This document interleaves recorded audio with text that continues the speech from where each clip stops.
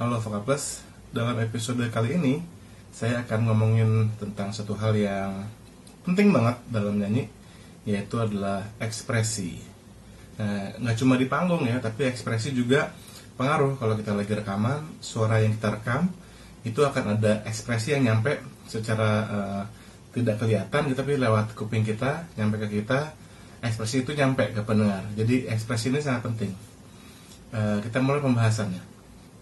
Jadi kalau kita nyanyi, kita nggak boleh lupa bahwa nyanyi itu adalah menyampaikan pesan, isi cerita kepada pendengar. Dan kita sebagai penyanyi itu kita punya misi untuk bikin yang dengerin tuh ngerasain apa yang dirasain isi lagu itu. Misalkan isi lagunya tentang sedih, misalkan tentang patah hati. Pendengar gimana caranya kita sebagai penyanyi harus bisa membuat pendengar itu merasain apa sih rasanya patah hati. Atau lagunya tentang bahagia gitu, tentang ya kalau bahasa anak mudanya baru jadian misalnya. Yang mendengar juga harus bisa rasain tuh bahagia seperti apa. Nah, itu bisa terpancar dari cara kita nyanyiinnya. Gitu ya.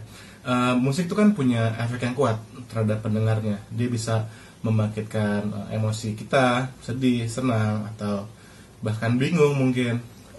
Juga musik itu bisa membawa kita mengingat kenangan-kenangan masa lalu. Jadi memang musik itu punya efek yang kuat. Jadi apa aja sih hal-hal yang harus kita perhatikan saat kita menyanyikan dengan ekspresif? Yang nomor satu yang buat saya ini fundamental banget, dasarnya banget, yaitu adalah kitanya sendiri sebagai penyanyi harus memahami isi dari lagu itu. Jadi sebelum kita nyanyiin, kita pahami dulu ini lagunya tuh cerita tentang apa gitu, dan apa yang akan kita ceritain nih ke pendengar. Jadi nyanyi bukan cuma sekedar nada-nada, nyanyiin lirik, tapi juga benar-benar memancarkan emosi supaya mendengar bisa merasakan. Jadi pahami dulu liriknya, isi lagunya, benar-benar cari tahu kalau perlu lagunya ditulis tahun berapa, oleh siapa, kenapa lagu ini ditulis, dan sebagainya. Pokoknya pahami benar-benar dalamnya lagu itu. Lalu setelah kita memahami isi dari lagu itu, alat apa yang kita gunakan untuk memancarkan ekspresi? Yang paling penting bagi saya adalah dinamika dan phrasing. Apa itu dinamika? Dinamika adalah keras, lembutnya kita nyanyiin. Misalkan do re mi fa sol, itu mungkin lebih halus. Do re mi fa sol, itu mungkin lebih keras. Jadi itu dinamika. Lalu phrasing itu apa? Kita bedain ya. Misalkan saya ngomong I love you dengan I love you, pasti rasanya beda ya, efeknya beda. Sekali lagi, misalkan aku cinta kamu, aku cinta kamu, kan itu cara kita mengucapkan kalimat. Nah, dalam nyanyi juga ada tuh seperti itu. Jadi phrasing, misalnya saya pakai contoh lagu mau dibawa kemana. Itu cara phrasingnya bisa macam-macam. Misalnya agak telat dikit, mau dibawa kemana, atau agak cepat dikit, mau dibawa kemana. Nah, itu bikin efek yang beda-beda. Jadi cara kita mengucapkan kalimat itu beda. Lalu dengan ekspresi wajah. Jadi saat kita nyanyi, ekspresi wajahnya harus sesuai. Kalau contohnya saya pakai lagu yang tadi gitu ya, kalau saya nyanyi seperti ini, mau dibawa kemana, itu kan saya jadi kayaknya marah gitu, nanya ini mau dibawa kemana sih gitu.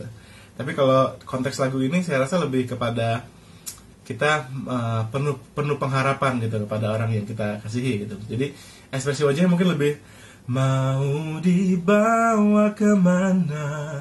Jadi lebih apa ya, lebih mungkin memelas bukan kata yang tepat, tapi kurang lebih Anda pasti paham ya maksud saya gitu ya. Dan khususnya lagi dalam ekspresi wajah ini adalah mata. Mata kita penting banget, jangan anggap remeh. Jadi walaupun kita lagi nyanyi di rekaman pun orang nggak lihat wajah kita, tapi usahain kita tetap pertahankan wajah ini. Kenapa mata? Saya ambil contoh ya. Anda tahu tentu sering nonton ini ya, sering nonton film animasi ya. Kan itu ada berbagai karakter ya, dari binatang-binatang, robot-robot. Tapi semua itu bisa menggambarkan emosi mereka lewat matanya. Contohnya Wall-E.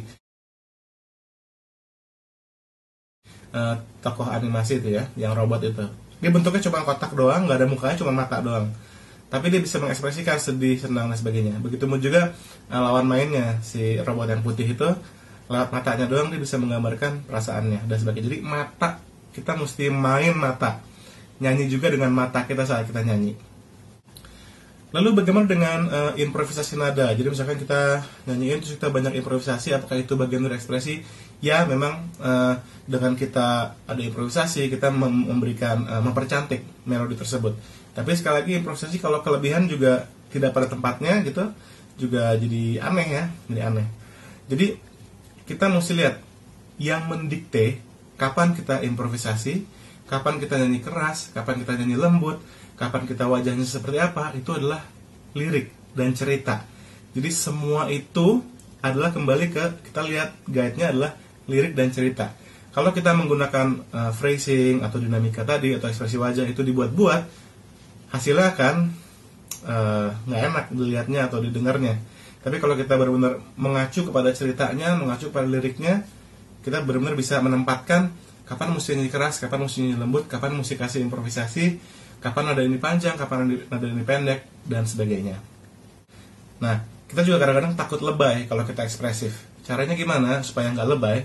Kita mungkin bisa rekam diri kita nyanyi, lalu kita evaluasi aja sendiri. Nah, nanti selera kita yang menentukan, kita ini ekspresinya lebay atau enggak, atau pas gitu. Jadi, evaluasi diri. Oke, sekian dulu beberapa tips soal menyanyi dengan ekspresif. Jadi kita rekap sedikit, yang penting adalah lirik dan cerita, latar belakang lagunya itu benar-benar harus difahami dan diresapi. Yang kedua adalah kita menggunakan alat yaitu dinamika, keras lembut, dan cara kita mengucap kalimat yaitu phrasing. Juga ekspresi wajah, khususnya mata. Lalu improvisasi dan segala macam itu didikte oleh lirik dan cerita. Selamat berlatih dan dipraktekkan, dilatih, dan evaluasi jangan lupa. Penting.